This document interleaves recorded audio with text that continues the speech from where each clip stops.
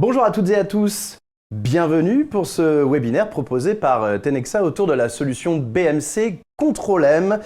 Aujourd'hui, on va parler d'ordonnancement. Vous êtes au courant, bien évidemment, et soyez une fois de plus les bienvenus parmi nous. Avec cette question quand même, elle est importante. Ordonnancement, IT et intelligence artificielle, est-ce que c'est gadget marketing ou révolution de production ? Je penche plus pour la seconde option et vous verrez pourquoi. Notre objectif pendant les 30 prochaines minutes, c'est simple, voir ce que Control-M apporte concrètement en 2026, parler IA sans fantasme, comprendre pourquoi la migration doit être un moment préparé, ça c'est important, et montrer tout le savoir-faire de Tenexa sur ces sujets sensibles d'ordonnancement. Pour en parler, je suis accompagné et bien accompagné par Bruno Infray, côté Tenexa. Bonjour Bruno. Bonjour. Tout va bien ? Merci de nous accueillir. Je vous en prie, bienvenue chez nous. Vous apportez, vous, la vision client, la vision marché, et on parlera notamment avec vous des enjeux de migration et du parcours client. Frédéric Le Sceau, bonjour. Bonjour. Tout va bien Frédéric ? Ça va, merci. Le spécialiste, le plus grand spécialiste, allons-y. L'un des plus grands spécialistes, il est humble, de Control-M. Alors vous, c'est évidemment la vision technique, concrète, terrain. Vous vivez ordonnancement au quotidien. Moderniser l'ordonnancement, c'est souvent changer le moteur pendant que la voiture continue de rouler. Elle est pas mal celle-là, hein ? Elle n'est pas de moi, elle est de Frédéric, c'est pour ça. Oui, tout à fait. Effectivement, c'est tout à fait vrai parce que l'ordonnanceur est un élément essentiel de la production informatique d'aujourd'hui. Et quand on décide de faire un changement d'ordonnanceur, les traitements doivent continuer à tourner alors même qu'on est en train de changer la solution qui les fait tourner. Alors, vous toutes et tous qui êtes arrivés ou qui commencez à arriver dans ce webinaire, n'hésitez pas évidemment, vous pouvez rentrer en contact à tout moment avec nous. On a mis en place un chat qui vous permet de poser des questions et puis si vous n'avez pas l'opportunité de le faire maintenant, faites-le un petit peu plus tard et rentrez en contact avec les équipes de Tenexa et de Control-M. On est en 2026. Bon, on en est où ? Qu'est-ce qui a changé avec l'ordonnancement en 2026, Frédéric ? Est-ce que, si je dis que c'est notamment parce que les environnements sont hétérogènes et encore plus hétérogènes qu'avant, est-ce que j'ai raison ? Oui, tout à fait. Faut bien comprendre que l'ordonnancement, c'est un outil qui a évolué avec le temps. Ça fait maintenant 30 ans que l'industrie informatique est largement installée. Et toute entreprise, je pense notamment aux banques, aux assurances, qui ont investi dès le départ dans cet outil, ont commencé par investir dans du mainframe, puis dans de l'Unix, puis dans du Linux, puis dans du Windows. Et ça s'est jamais arrêté. Et ça ne s'est jamais arrêté. Et en oui. fait, c'est pas parce qu'une nouvelle technologie arrivait qu'on a acheté toutes les machines précédentes à la poubelle. Ça n'a fait que s'empiler dans les data centers et ces machines ne parlent pas le même langage. Donc il faut trouver une solution fédératrice qui est capable de synchroniser ce que chacune d'entre elles fait parce que les applications de l'entreprise fonctionnent sur différentes machines. Sachant que des entreprises maintenant ont des API, ont leur propre SaaS qui s'est mis là-dedans, ont leur logiciel maison également, que parfois c'est aussi dans la tête ou peut-être sur le calepin de quelqu'un qui parfois est parti de l'entreprise. C'est vrai qu'en fait, 30 ans d'ordonnancement, c'est comme un millefeuille quoi, finalement, qui ne fait que grandir. Hein, Bruno, vous êtes d'accord aussi avec moi là-dessus. C'est pour ça qu'en 2026, l'état de l'art de l'ordonnancement, il est le suivant. Il faut faire attention à tout ça et pour qu'il n'y ait pas d'arrêt, pour que tout continue de fonctionner, on doit passer par des solutions telles que Control-M, évidemment. Hein. Oui, tout à fait. Et donc, les technologies évoluant avec le temps, on a vécu, j'oserais dire, divers ères technologiques. On a eu du DevOps, on a eu de l'événementiel. Là, maintenant, on arrive à l'ère de l'intelligence artificielle qui est un peu le buzzword de l'année, qui va révolutionner la totalité de la planète, bien évidemment. Et il s'agit de s'adapter, il s'agit de comprendre quels sont les enjeux liés à cette technologie. On en reparlera beaucoup d'intelligence artificielle au cours de ce webinaire, bien sûr, et notamment de ce que ça peut apporter, notamment à Control-M. Néanmoins, l'intelligence artificielle, c'est aussi une brique de plus, finalement, dans tout ce qui se rajoute à cette hétérogénéité, finalement. Il y a aussi ça qui arrive en ce moment. Hein. Oui, c'est un élément de plus. C'est une technologie de plus qui s'ajoute dans la galaxie de la production informatique. On a eu l'ITSM, on a eu le monitoring, maintenant on a eu l'ordonnancement bien entendu, et maintenant on a l'IA en plus qui arrive pour, je dirais, fédérer un peu tout ça. Alors forcément, il faut fédérer ces environnements. Vous m'avez enlevé le mot de la bouche, Frédéric. Il faut fédérer, il y a un challenge de scripting, forcément. Allez, n'ayons pas peur des mots, un peu urgent quand même. Alors, effectivement, dès le départ, dès le début de ces 30 ans d'évolution industrielle, le scripting a été l'élément clé qui a fait fonctionner les productions informatiques. Le scripting, c'est je mets dans un fichier un certain nombre de commandes qui vont s'exécuter de manière séquentielle.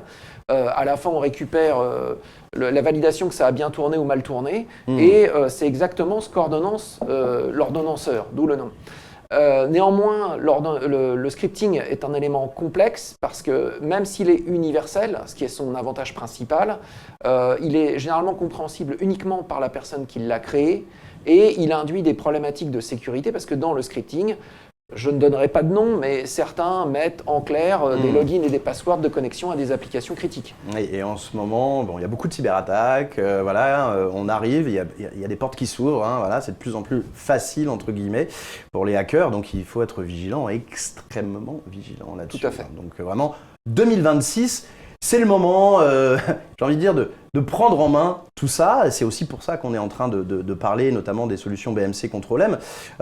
Bruno, pourquoi cette évolution, ce temps de 2026, il est important de faire comprendre auprès des partenaires et des futurs clients pourquoi il faut leur dire que c'est maintenant qu'il faut se rapprocher des équipes de Tenexa et de la solution BMC. Au travers de ce qu'a dit Frédéric justement, ce qui est important aussi, c'est tous ces aspects, les DSI, les clients ont de plus en plus besoin de maîtriser leur patrimoine applicatif, on vient d'en parler, les attaques, la sécurité, des mots de passe qui se baladent en clair, ça devient pratiquement insupportable dans une organisation informatique. Donc il faut absolument effacer tout ça et faire en sorte qu'il y ait une parfaite maîtrise du patrimoine applicatif de manière à garantir que les applications métiers vont se dérouler correctement et vont produire les bons résultats en temps et en heure, parce que le marché est tellement concurrentiel qu'il faut absolument que tout ça fonctionne parfaitement bien. Et donc l'importance de Control-M, c'est justement cette fédération, ces points de contrôle, toutes ces intégrations multiples offertes par la solution qui vont permettre justement de consolider tout ça et d'avoir une maîtrise encore plus importante du système d'information pour garantir justement cette mise à disposition. Frédéric. Oui, ce qui crée l'urgence aussi, c'est l'évolution du marché et le fait que les entreprises se rachètent les unes les autres et qu'il faut fusionner des systèmes informatiques qui sont d'historiques très différents. Un élément clé sur lequel il faut beaucoup insister, c'est le fait que chaque entreprise, chaque production informatique est unique. Par son évolution, par son historique, par les choix technologiques qui ont été faits. Et quand on fusionne deux systèmes informatiques différents, là, la complexité est d'autant plus multipliée. Oui. Et donc, le fait de fusionner les ordonnancements et potentiellement d'avoir à migrer des ordonnanceurs rend l'exercice d'autant plus compliqué. Ouais, on en arrive à cette période finalement aussi, c'est normal, les entreprises ont mûri, les DSI ont grandi, les directeurs s'en vont, et là effectivement avec les fusions, les rachats, les transmissions d'entreprises, il va y avoir à un moment donné... Oui, et c'est d'autant plus vrai, Bruno me confirmera, mais au fil du temps, on a vu l'évolution du DSI en tant que rôle qui est parti d'un rôle très technologique, très technique en fait. On a vu des techniciens devenir DSI, ils sont devenus maintenant des gestionnaires de budget. Et donc, s'embarquer dans une migration, c'est aussi un enjeu de retour sur investissement et d'amélioration du service fourni à l'utilisateur final. On parlera de ce que vous allez gagner, évidemment, des économies et de tout ce que la solution BMC Control-M, notamment dopée à l'IA, va vous apporter. Mais en vrai, pour terminer, l'idée, c'est de bien respecter les SLA. Et on est là aujourd'hui, en 2026, en plein dedans. Voilà, messieurs, on y est. Oui. Donc, allez-y, vous qui nous regardez. Si, en ce moment, vous avez des enjeux là-dessus, si vous êtes en train... effectivement d'avoir des fusions-acquisitions, que ces sujets-là vous intéressent, n'hésitez pas à rentrer en contact avec nous.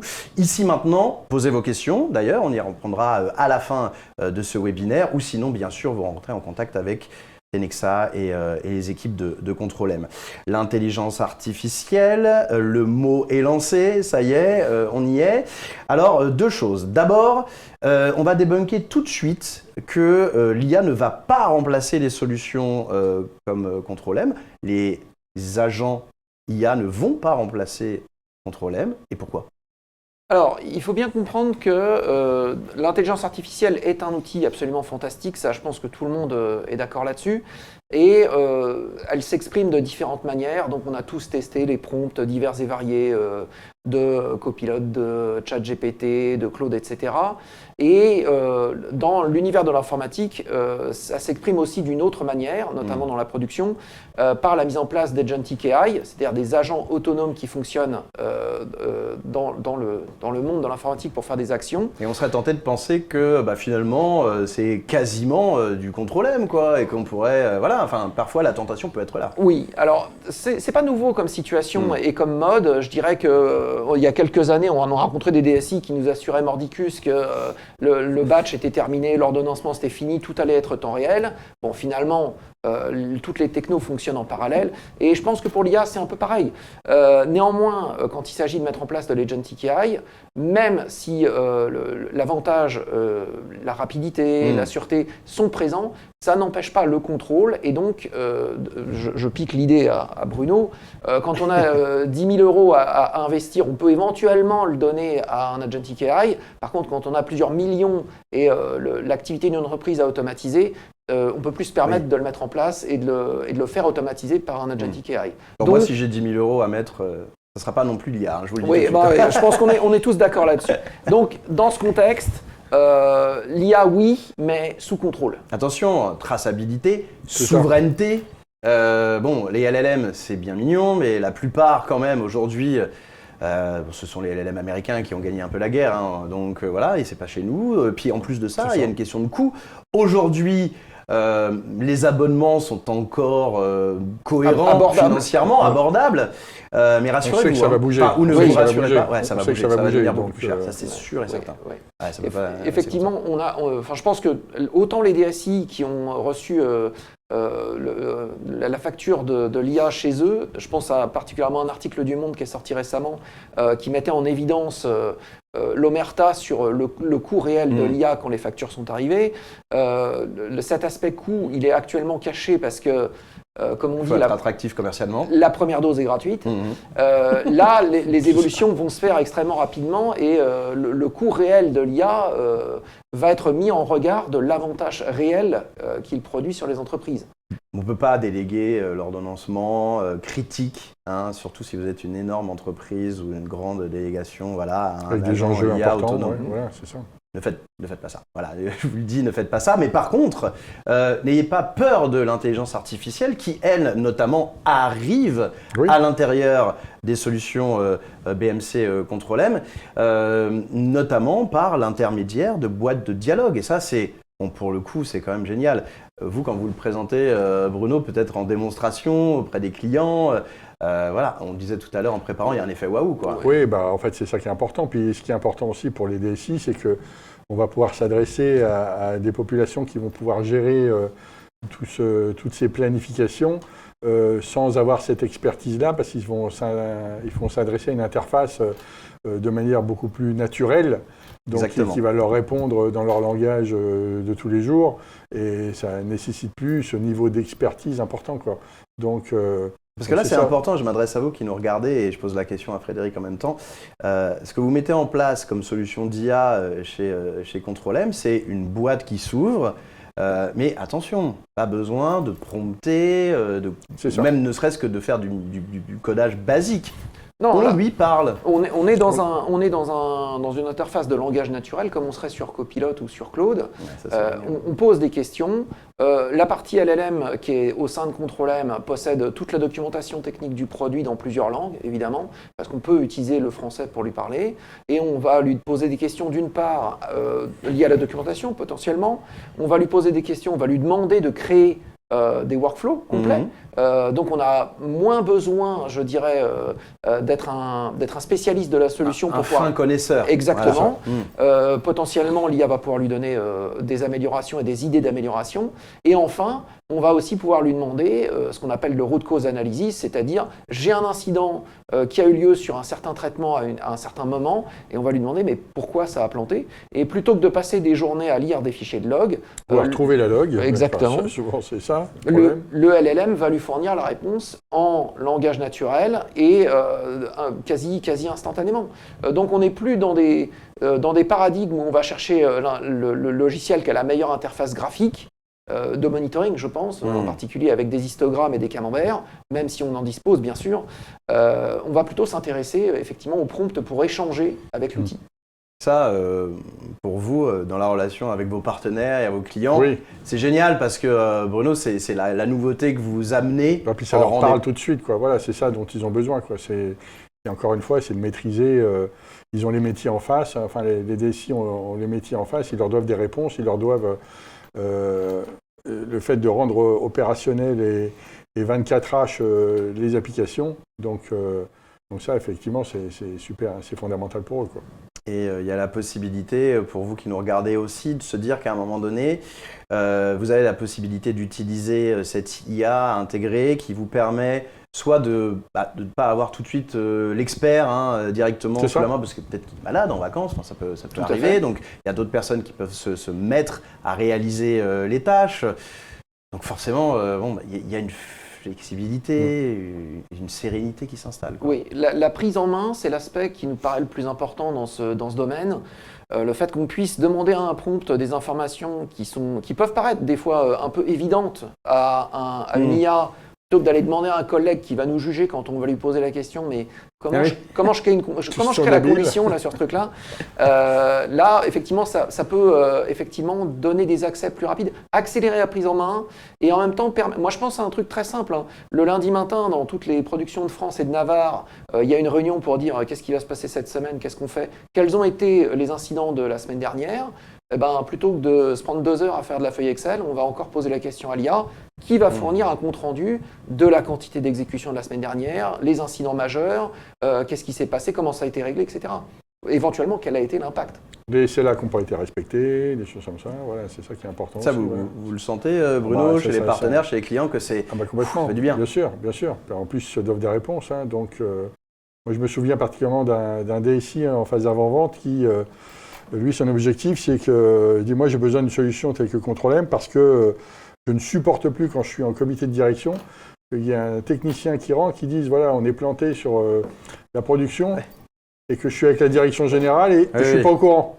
D'accord. Et ça, pour lui, c'était insupportable, quoi. Insupportable. Il dit, maintenant, moi, je veux une solution. Et là, on a mis Control-M en place chez lui et il avait, maintenant, il était informé sur son smartphone des applications critiques au sens de leur métier qui étaient plantées. Ils savaient déjà que c'était pris en charge chez eux. Et ça, c'était un vrai plus. C'est le bonheur pour les DSI. Voilà, parce qu'en fait, les métiers, voilà, c'est un bonheur pour les DSI parce que il y a une vraie prise en main, une vraie connaissance, une vraie communication. Et il y a un langage qui se fait beaucoup plus naturel avec les métiers sur cette partie-là. Parce que jusqu'alors, les métiers ne comprenaient pas forcément toujours ce que disaient il y a ça aussi. Et inversement. Donc là, il y a vraiment une communication qui s'instaure de manière beaucoup plus fluide. Alors c'est mieux, ça marche mieux. Et dans le sens du client, quoi. Dans le sens du c'est client. plus simple. Et puis, on est obligé de le dire aussi, c'est important. Il y a une question de coût. C'est vrai que ça facilite aussi et que ça va engendrer des économies, disons-le tout de suite aussi, des économies, voilà. Ça reste le nerf de la guerre. Ça reste le nerf de la guerre, les économies de toute façon au sein des DSI et des entreprises. Oui. Donc, et moi, je pense surtout, pour compléter ce que disait Bruno, à cette dichotomie entre le développement ou plutôt les responsables applicatifs et la personne responsable de l'ordonnanceur. Généralement, il y a une équipe entre ces deux tribus différentes, on va dire carrément, qui est chargée de traduire le besoin métier en ordonnancement. Là, avec l'IA, on va pouvoir poser des questions très simples et d'un seul coup, le dialogue s'instaure de manière beaucoup plus intuitive, je dirais. Ça devient naturel.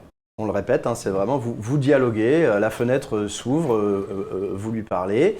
Et donc, c'est franchement quelque chose que vous devez à minima tenter via une démo. Donc, allez-y, rentrez en contact avec nous, avec les équipes de chez BMC Control M et puis aussi, bien sûr, avec les équipes notamment de Bruno chez Tenexa. Allez-y si vous avez envie de voir à quoi ça ressemble ou de passer effectivement à cette intelligence artificielle qui dope votre Control M. Allez-y, surtout, n'hésitez pas. Et puis, si vous avez envie de le faire et que vous doutez de la migration parce que c'est vertigineux et que vous n'avez pas envie d'éteindre la lumière de peur de ne pas pouvoir la rallumer, là aussi, c'est pas un problème. On s'occupe de tout et notamment, ça, c'est votre rôle.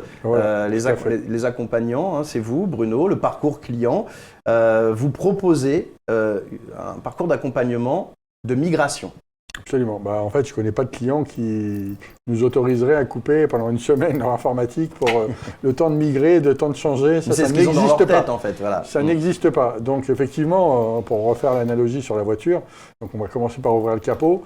Et puis, ce qui est important aussi, c'est qu'on va aussi obliger le client, parce qu'ils ont, en fonction des clients, ils ont une plus ou moins maîtrise importante, connaissance de leur patrimoine applicatif. Donc, parfois, ils ont des trucs qui tournent depuis des lustres ou qui ne tournent plus depuis des lustres. Et donc, une migration d'ordonnanceur, c'est comme un déménagement. Il faut d'abord faire le ménage, on se débarrasse de tout ce dont on n'a pas besoin et on ne va migrer ou déménager que ce qui sert réellement, quoi. Donc, ça permet déjà d'approfondir sa connaissance, son patrimoine applicatif. Donc, ça passe par là aussi. Donc, c'est un plus. En plus, on va, pourquoi pas aussi redocumenter les choses. Alors, comment ça se passe dans cette avant-phase où vous intervenez? Vous allez dans les entreprises? On va leur proposer un audit. Oui, voilà, c'est ça. C'est un gros travail de prise de connaissance de leur environnement. Déjà, il faut aussi avoir les bons interlocuteurs en face, parce que parfois, il y a des applications qui tournent où les sachants ne sont plus là. Donc, il faut faire peut-être du rétro-engineering rétro-documentation pour reprendre un peu la connaissance des chaînes. Donc, on va demander des extractions, des choses comme ça, qu'on va passer dans nos outils. On dispose chez Tenexa de tout un outillage pour accompagner les clients, pour automatiser à 80-20 sur la loi de Pareto, on va faire 80% du boulot en général. Les 20%, ça peut représenter 80% de la charge, mais bon, il faut ne serait-ce automatiser les choses le plus possible pour minimiser le temps de migration. Mais tout ça, on le fait un peu, moteur en marche ou opération à cœur ouvert. Il faut que le sang continue de couler pendant que ça... Ouais, puis vous le faites sans trop gêner, l'organisation des choses. Sans trop gêner, et puis justement, le fait qui est important aussi, c'est de montrer aux clients, on va être capable de faire du double run aussi dans des environnements, de montrer la chaîne qui se déroule aujourd'hui dans leur solution en place, et la même qui va se dérouler dans le Control M, la même ou optimisée, parce que parfois il y a des réponses qui ne sont pas tout à fait les mêmes d'un ordonnanceur à l'autre. Donc on va être capable d'optimiser les choses, mais au moins le résultat à la fin, il faut que ce soit celui attendu par le client. Et là, il y a un truc hyper intéressant. J'aimerais que vraiment vous soyez attentifs à ça, parce que c'est un mot pareil, c'est un peu un buzzword, hein, mais c'est vrai que l'idée du jumeau numérique, c'est vrai que ça fait son chemin en ce moment, mais c'est clairement ce que vous faites quand vous optez pour accompagner une migration. C'est ce que vous disiez, Bruno. L'entreprise, l'organisation, la DSI peut voir tourner Ils veulent voir tourner. Ils veulent qu'on leur prouve que le nouvel ordonnancement nouvel ordonnancement va leur apporter à minima les mêmes résultats que ce qu'ils avaient avant, et voilà, à des coûts, parce que évidemment, s'ils changent de solution, c'est qu'ils y voient un intérêt en termes de sécurisation. Et il faut que ça soit visuel. Frédéric, racontez-nous un peu quoi ça ressemble, ça. Alors, effectivement, on vit les migrations de manière différente suivant les clients. Je mentionnais le mainframe tout à l'heure. Les environnements de mainframe sont beaucoup plus prônes à faire ce qu'on appelle un Big Bang. Exactement ce que tu décrivais. J'arrête l'ancien ordonnanceur, j'allume le nouveau et ça part. Donc ça demande une préparation extrêmement longue et extrêmement précise. On a fait 2 double runs avant quand même. On leur a montré quand même que... Il y a eu sécurisation.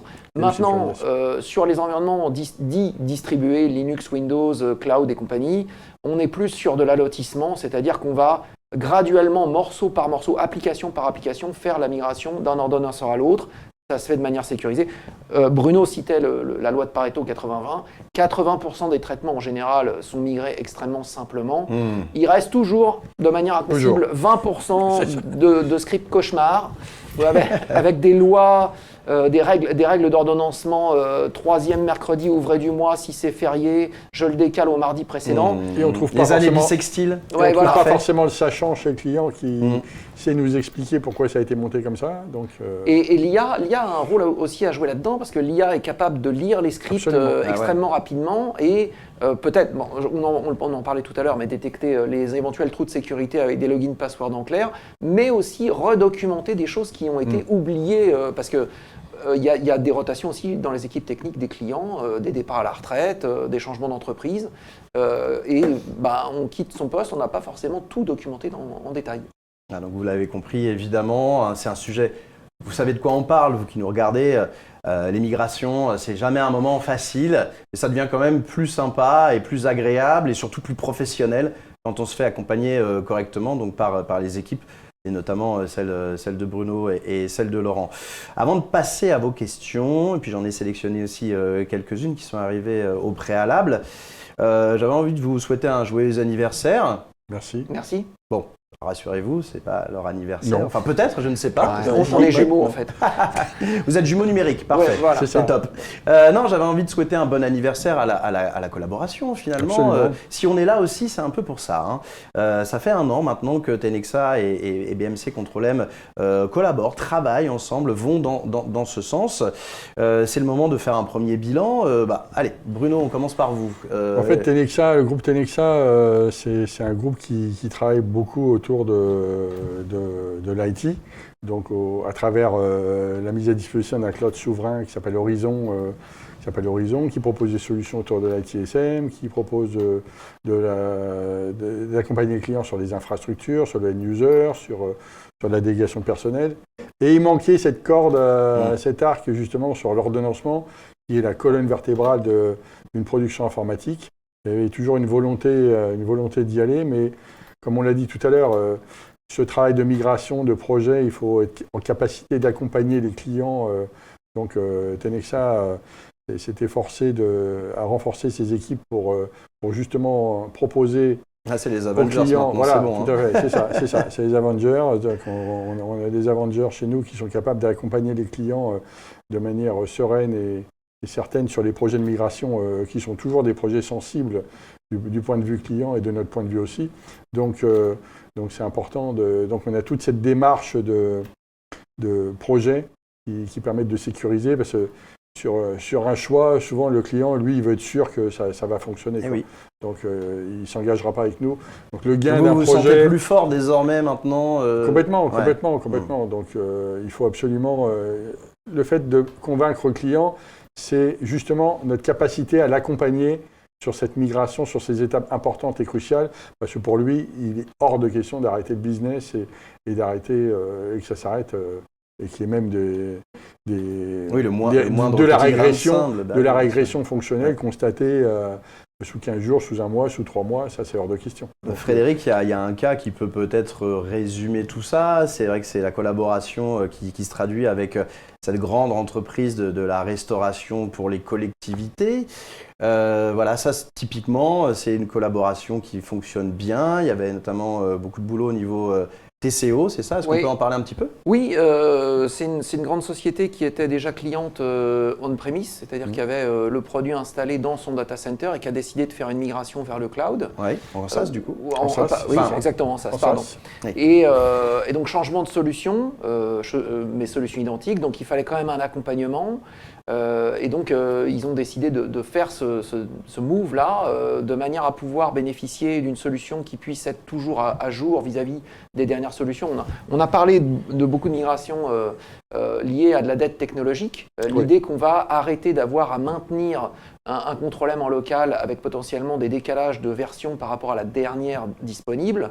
La dette technologique, c'est quelque chose qui est très compliqué et qui s'exprime de plein de manières différentes. On a des clients qui ont un petit côté collectionneur, un petit côté nostalgique. Je vais garder mon Windows 2003 dans un coin. Il faut savoir. Moi, je vous le gérer. laisse, franchement. Oui, mais des fois, l'application reste importante, mais on n'a pas le budget pour la faire évoluer. Et donc, on garde des vieilleries. Le fait effectivement de passer de on-prem vers SaaS vous assure que vous êtes toujours à la dernière version, que vous bénéficierez toujours des nouvelles évolutions de l'outil, notamment l'IA qui est disponible dans notre version SaaS. Et ça va très vite. C'est-à-dire que pour l'instant, on parle de l'IA à l'instant T au mois de juin avec cette version chatbot. Enfin voilà, et ça va peut-être dans 6 mois prendre une toute nouvelle forme encore plus perfectionnée. Et voilà, si vous êtes déjà avec nous maintenant, hop, vous êtes dans le train, quoi. C'est ça qui est intéressant. Oui, aussi, il y a cet aspect-là. Même si on proposerait aussi l'IA on-premise, oui. L'ordonnanceur étant un domaine extrêmement pointu et sensible, on a des clients qui ne souhaitent absolument pas aller en SaaS parce qu'ils souhaitent conserver je pense en particulier à un client qui est dans l'industrie aéronautique et qui génère notamment les modes d'emploi de ces avions grâce à Control-M. Il n'est pas question d'aller s'installer dans le cloud américain où il pourrait y avoir du partage d'informations, on va dire.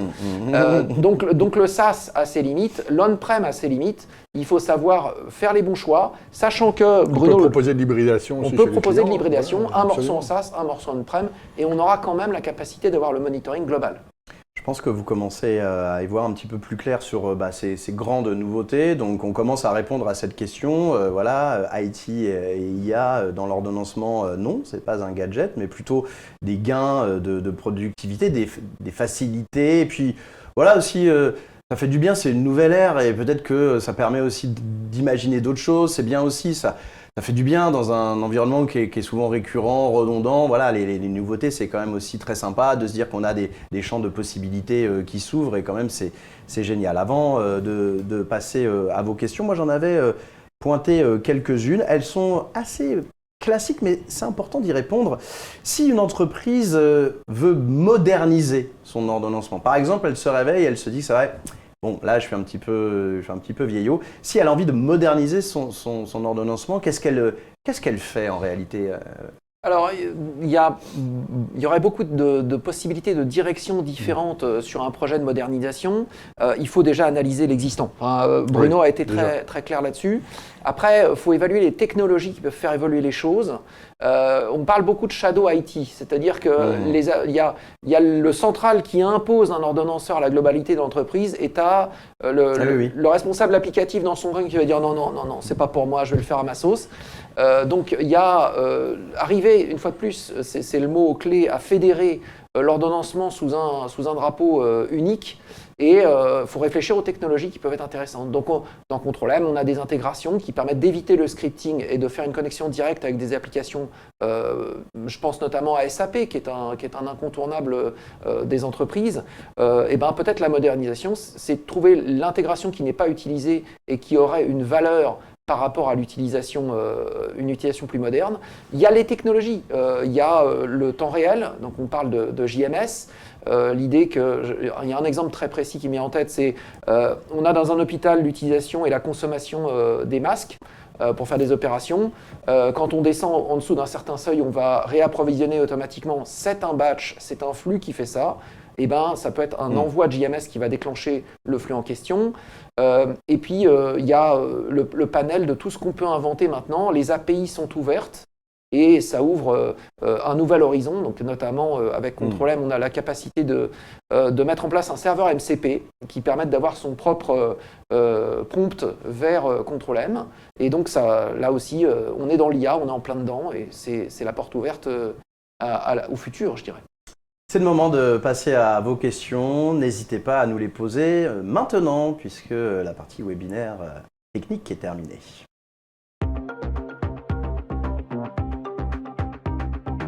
Quelques questions qui vont bien sûr arriver. Moi, j'en avais signalé une petite aussi, enfin j'en avais pointé une petite. Je me disais, tiens, quels sont les signaux qui peuvent montrer qu'un environnement d'ordonnancement devient fragile ?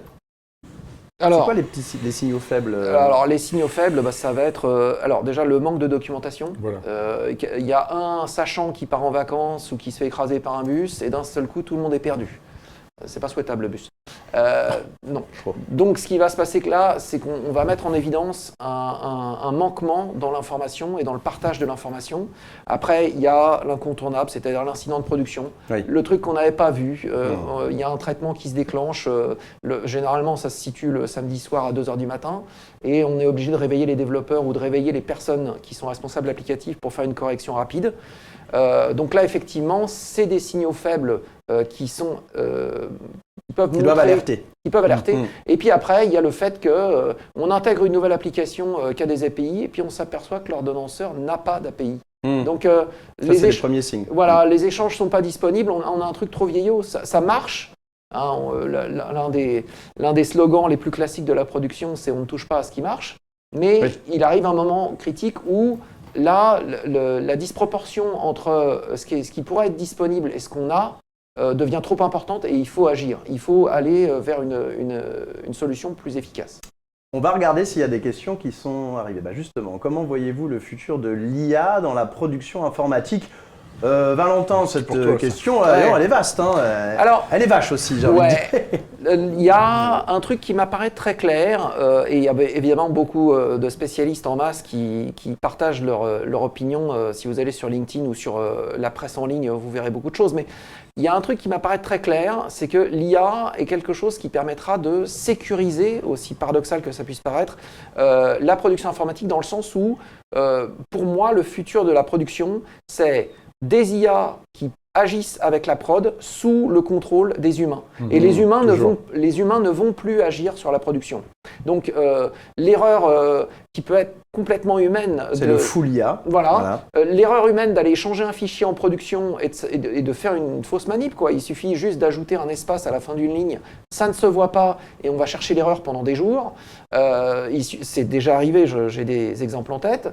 Si on demande à l'IA d'être un pur exécutant remplaçant un pilote de production pour aller faire des actions dans la production informatique, ça me paraît une évolution logique, voire souhaitable, pour éviter les effets de bord qui peuvent déranger la vie de l'entreprise. Oui, mais l'humain va utiliser l'IA comme un robot, véritablement, qui va mais finalement, comme on l'action. a utilisé des nouvelles technologies, même en cuisine, etc., ça a été ça. Ça n'a jamais remplacé à proprement parler, mais ça nous a beaucoup aidé. Ça ne remplace pas le cuisinier. Non, ça ne remplace pas le cuisinier. Autre question qui arrive, je crois, on me fait signe. Pensez-vous que l'IA va véritablement avoir un impact sur les embauches et ou faire disparaître des postes ? Un peu ce qu'on a dit tout à l'heure. Peut-être aussi Bruno peut répondre. Alors, disparaître des postes, je ne pense pas. Par contre, on disait, ça va permettre d'embaucher des gens qui n'ont pas forcément un niveau d'expertise important sur le monde de l'ordonnancement, mais avoir des gens qui vont pouvoir s'adresser à la solution dans un langage naturel à travers l'IA. Donc, et ça va changer un peu les métiers aussi. Donc, justement, l'IA va permettre une meilleure connaissance applicative, parce qu'aujourd'hui, on le voit chez les clients, parfois... il y a des choses, comme le disait Frédéric, il y a des gens qui sont partis en retraite, qui ont changé de société. Donc la connaissance du patrimoine applicatif, les gens vont pouvoir accélérer sur cette partie-là. Donc on va avoir, alors, je pense pas moins de gens, mais on va avoir une meilleure connaissance et c'est ça l'objectif en fait. C'est pas tant de réduire la masse salariale. Voilà, la masse salariale, oui. Mais c'est plutôt de garantir au métier que tout va fonctionner avec les bons résultats, qu'on n'aura pas eu d'attaque. Ça permet aussi de valoriser un meilleur certaines contrôle personnes. Et de valoriser aussi, voilà. Donc, et ça passe par cette connaissance, par cette documentation, qu'un passage obligé où l'IA devra faire aussi, contribuer à ce travail-là aussi de documentation des applications, qui n'existe pas, parce qu'on sait très bien que dans le monde de la production informatique, documenter, c'est pas le point fort. Donc, voilà, aujourd'hui, c'est vrai qu'on a des applications qui tombent en marche tous les matins, mais parfois, et certaines, il n'y a pas forcément une connaissance en interne. C'est pour ça que, en général, les clients évitent les changements le vendredi pour ne pas être embêtés le week-end. En juillet-août, il ne se passe pas grand-chose en termes de changement parce que pour peu que le sachant ne soit pas là, c'est compliqué. Donc là, en fait, tout ça, ça va contribuer à avoir une meilleure connaissance et pouvoir s'affranchir peut-être avec l'IA d'avoir cette connaissance-là, même quand les gens ne sont pas là, quoi. Donc, encore une question, on me fait signe. Alors, côté on-premise, l'IA maîtrise-t-elle Ah là là, D'accord, intéressant. L'IA celle-là. maîtrise-t-elle le paramétrage ça a de chaque pingé direct. composant contrôle-M, les upgrades, les certificats SSL ou autres, si l'on lui Si en on donne les droits? Est-ce qu'il faut lui en donner les droits? Ah non, je pense pas qu'il faut lui en Voilà, donner donc, les droits et je pense pas c'est qu'une ça, IA là. peut encore faire les montées de version toute seule. Oh là, surtout Surtout pas, je pense pas. Surtout pas, non. Par contre, vu que l'IA a accès à toute la documentation technique de l'outil, On peut lui demander son avis. on peut Oui, lui demander son absolument. avis, on peut lui demander un chemin de montée de version, on peut l'interroger sur d'éventuels problèmes rencontrés lors de la montée de version, mais il y aura toujours, sur le on-premise en particulier, de la place pour du service Tout à fait. ou des spécialistes qui vont donner leur opinion.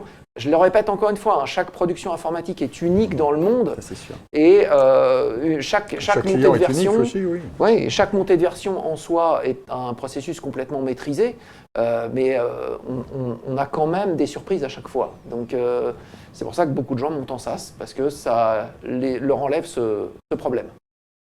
Parfait, très clair. Dernière question. Je vous laisse la lire. C'est une Pourquoi question utiliser de un Laurent. ordonnanceur ou une solution de monitoring quand l'IA peut faire tout le travail de manière autonome? Bah voilà. Il n'a pas bien écouté tout ce qu'on raconte Non, depuis bah le début, voilà, Laurent. c'est ça. Pardon, mais Alors, je répète ce que j'ai dit précédemment, mais effectivement, on a cet aspect qui a tendance à m'étonner un peu, c'est qu'on préférera, dans un futur proche, avoir plus une fenêtre de prompt qu'une interface de monitoring.